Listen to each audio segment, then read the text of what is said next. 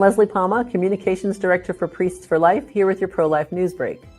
Survivors of the abortion holocaust this week filed a complaint against late-term abortionist Cesar Santangelo with the Washington, D.C. Board of Medicine, alleging he is a danger to women and asking for his medical license to be suspended immediately.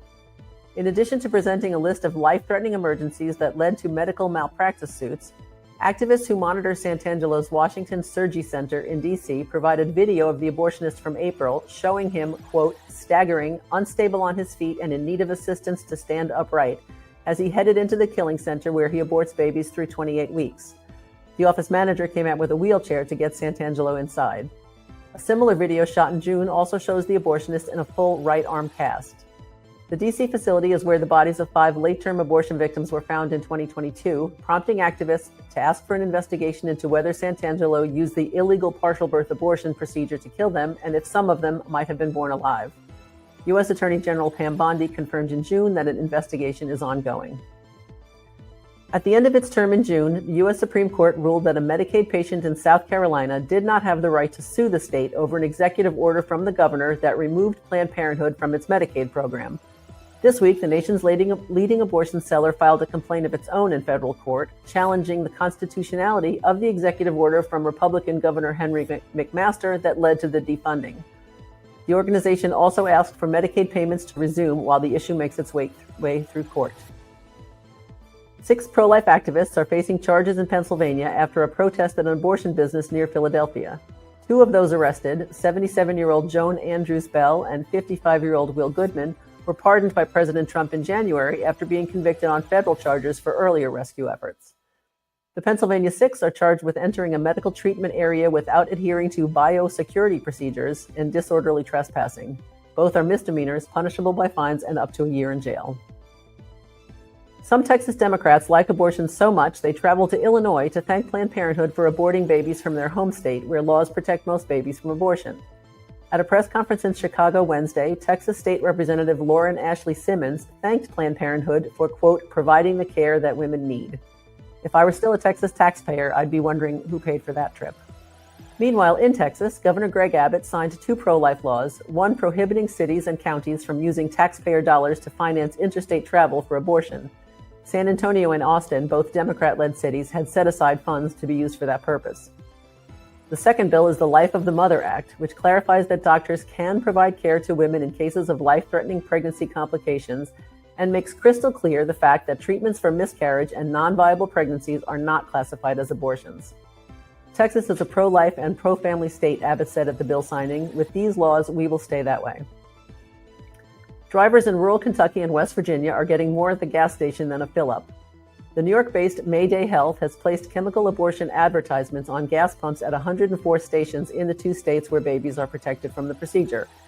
Earlier this year, Mayday Health launched a digital billboard and poster campaign in Tennessee and an aerial campaign above the Indy 500 in Indiana. We don't have concerns about advertising because we don't sell, distribute, or package abortion pills, said Mayday's executive director, Liz Reisner. We're merely spreading First Amendment protected speech. With no financial motive, the organization must just really like abortion. Planned Parenthood is fighting to keep parents in Nevada in the dark about their minor daughters' abortions. Planned Parenthood Marmonte argued in state court Monday that the law requiring minors to get a parental approval or a judge's order to obtain an abortion was vague, unconstitutional, and should be put on pause. Chief Deputy Solicitor General Jessica Whalen said Planned Parenthood wanted to muddy the waters by feigning confusion over the straightforward law.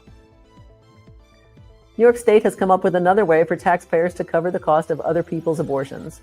The state's Abortion Access Program is funneling $10.7 million to the New York City Health and Hospitals Corporation to help pay for the procedures at 11 hospitals over the next 3 years. The money will go toward hiring more abortionists, purchasing new equipment, and financial support for patients. The city hospitals committed 6,000 abortions last year. I've been reporting on the miscarriage of justice carried out recently in Baltimore, where a 28-year-old man avoided jail time for a brutal assault on 2 elderly pro-life activists. Now, the attorney representing Mark Crosby, one of the victims, has written to Assistant U.S. Attorney Harmeet Dillon to ask her to consider bringing federal charges against the assailant, Patrick Bryce.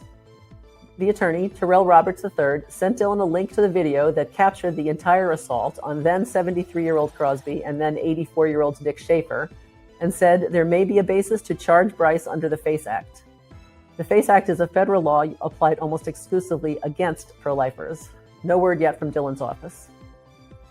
A bill in the U.S. House seeks to repeal the FACE Act, but unless or until that happens, Crosby said he would like his attacker to face federal charges.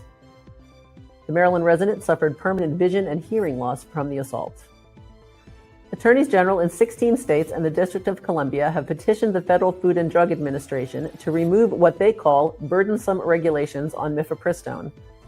The regulations cited include requiring providers to become registered prescribers, requiring pharmacies to obtain special certification to dispense the drug, and requiring patients to sign a form agreeing they are voluntarily aborting their children.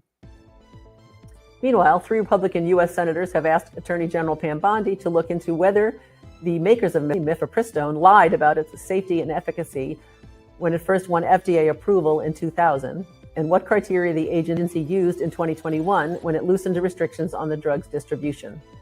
A Northern Virginia school district under investigation for taking 2 students for abortions without informing their parents has been defunded, but not for its abortion activities.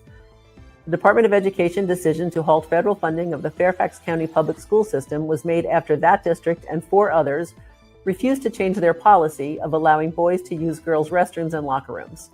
The Fairfax district stands to lose $160 million in federal funding.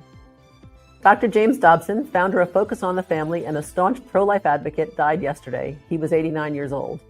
Priest for Life National Director Frank Pavone remembered Dobson as a friend, mentor, and brother in Christ, and said in a statement that on many occasions, my Priest for Life team and I joined Dr. Dobson at his office, on his broadcasts, at events across the nation, and around the table for a meal. He was passionate about the right to life of the unborn, the most vulnerable member of every family. And finally, 2 women killed by chemical abortion were remembered at a vigil in Atlanta Tuesday. But the people there to mourn, Amber Thurman and Candy Miller, blamed the state's heartbeat law for their deaths instead of the deadly abortion pills both ingested. And they are calling for the law's repeal.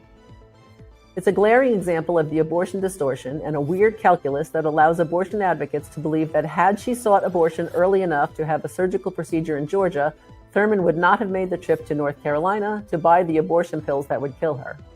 When she finally sought care at a hospital, doctors did not treat her until it was too late to save her. Fear of the heartbeat law is what Miller's family claims kept her from seeking medical treatment after taking the drugs she ordered online. But the truth is, no law in Georgia would prosecute a mother for aborting her child. An autopsy revealed that Miller also had fentanyl and other drugs in her system. These deaths are tragic, but they were caused by chemical abortion, not Georgia's heartbeat law. That's some of what's making news this week. Thank you so much for tuning in, and please remember always that life is the only choice.